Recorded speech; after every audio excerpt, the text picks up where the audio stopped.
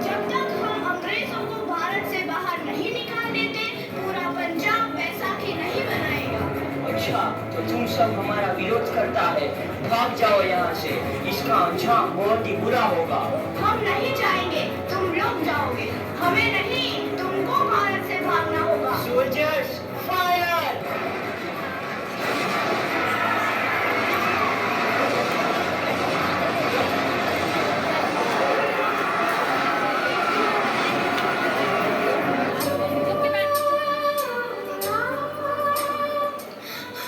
ये जमीन हमारी, ये धरती हमारी, ये खेत हमारे। अभी थोड़ी देर पहले हमारी ये फसलें लहरा रही थी, पर इन अंग्रेजों ने हमारी फसलें बर्बाद कर दी। इन अंग्रेजों ने एक ही झटके में इन सब फसलों को काट दिया। अंग्रेजों, तुम्हारे इस अत्याचार से हम डरेंगे नहीं। इस अत्याचार का बदला लेकर रहेंगे, हम आजादी लेकर रहेंगे। जलियांवाला बाग हर हिंदुस्तानी की आंख नम कर गया। इस कांड में कितने मासूमों की आहुति चढ़ गई, इतनी हैवानियत से इंसानियत कत्ल कर दी गई। जलियांवाला बाग के हत्याकांड ने आजादी की आग में घी देने का काम किया। मासूम औरतों, बच्चों की दर्द भरी चीखें और सिसकियां इनकलाब का गूंज बनकर उभरी। लाला लाजपत राय, भगत सिंह, राजगुरु, सुखदेव सरीखे क्रांतिकारियों ने भारत की इस जमीन से विदेशी दरिंदों को निकाल फेंकने के मंसूबे मजबूत कर लिए। 8 अप्रैल 1929 लाला लाजपत राय के नेतृत्व में साइमन कमीशन के खिलाफ एक भारी जुलूस निकाला गया। साइमन कमीशन वापस जाओ, साइमन कमीशन वापस जाओ, साइमन कमीशन वापस जाओ, साइमन कमीशन वापस जाओ, साइमन कमीशन वापस जाओ, Simon commission go back, Simon commission go back, Simon commission go back, Simon commission go back. बेवकूफ इंडियंस, तुमको हमारी बात समझने नहीं आती। Stop this. Simon commission go back. नहीं मानता, आई से स्टॉप दिस। लाला जी, आप आगे बढ़ो, हम आपके साथ हैं। लाला जी, संघर्ष करो, हम आपके साथ हैं। लाला जी, संघर्ष करो, हम आपके साथ हैं।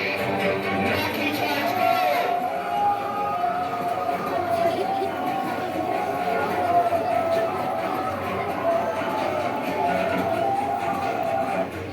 अरे लाला जी को तो बहुत गहरी चोट लगी है, उनका सर फट गया है।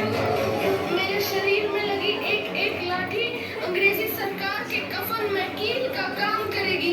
ये आजादी की लड़ाई रुकनी नहीं चाहिए। ये जिम्मेदारी मैं तुम सबको सौंप कर जा रहा हूँ।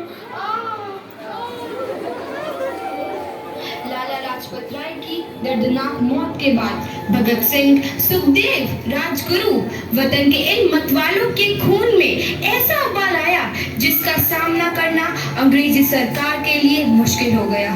अंग्रेजों को करारा जवाब देने के लिए स्कॉट और सैंडर्स को मारने की रूपरेखा रची गई।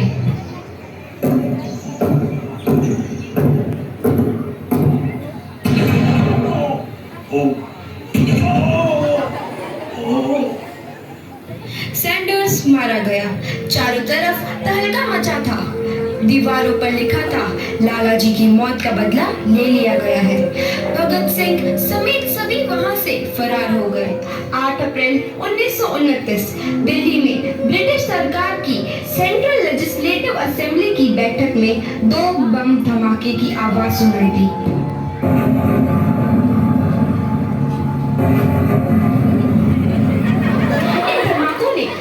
हुकूमत को हिलाकर रख दिया। इस घटना को अंजाम देने वाले भगत सिंह, राजगुरु और सुखदेव ने अपने आप को अंग्रेजों के हवाले कर दिया। 1930 को अदालत ने अपना फैसला सुनाया।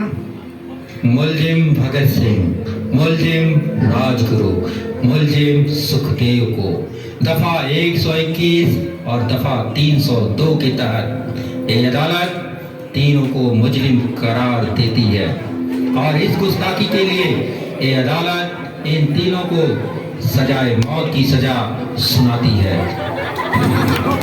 सरफरोशी की तमन्ना अब हमारे दिल में है, देखना है जुल्म कितना बाजुए कातिल में है।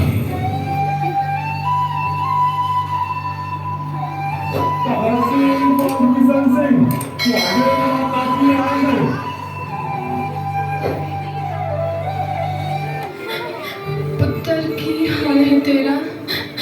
मैं चंगा हूँ माँ, फिक्र करने की कोई गल नहीं।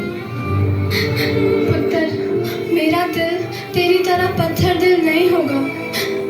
तेरी ये गला सुन के मेरा कलेजा फटे जा रहा है।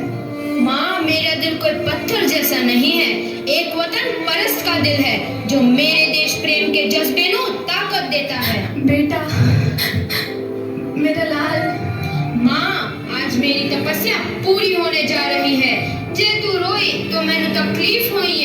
सोच, तेरा पुत्र आज शादी करने वास्ते जा रहा है।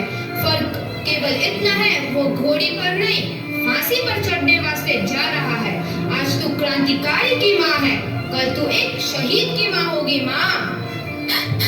पुत्र, भगत, तू इतनी छोटी उम्र में हम सबको छोड़ के चला जाएगा। तूने जिंदगी में देखा ही क्या है पुत्र? मैंने अपनी माँ देखी है, जिसने मुझे एक ही बात बताई है कि बेटे, अपने देश के लिए एक बार मरना 100 बार जन्म लेने के बराबर होता है। अच्छा माँ, अब आशीर्वाद दे, आखिरी बार विदाई लेने का समय आ गया है। भगत, मेरे लाल।